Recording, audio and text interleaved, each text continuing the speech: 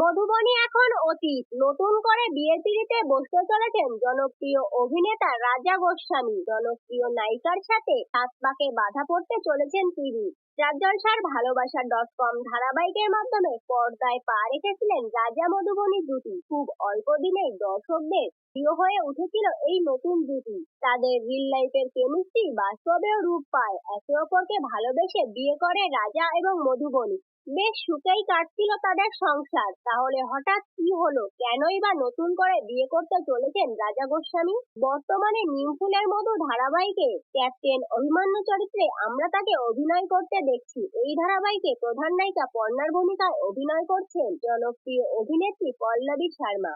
এবার সাত পাকে বাঁধা পড়তে চলেছেন রাজা এবং পল্লবী। তবে সবটাই ঘটছে নিমফুলের মধু ধারাবাহিকে। সম্প্রতি নিমফুলের মধু ধারাবাহিকের একটি নতুন প্রোমোতে দেখানো হয়েছে পর্ণা তার বস ক্যাপ্টেন অভিমন্যুকে বিয়ে করতে চলেছে। আর সেই খবর সে ফোন করে তার বাবাকে জানায়। যেহেতু সে তার 10 বছরের স্মৃতি ভুলে গেছে, তাই সে ভুলে গেছে তার বাবা মারা গেছে। তাই সৃজনের বাবার নাম্বারই পর্ণার ফোনে বাবা নামে সেভ করে দেওয়া হয়েছিল।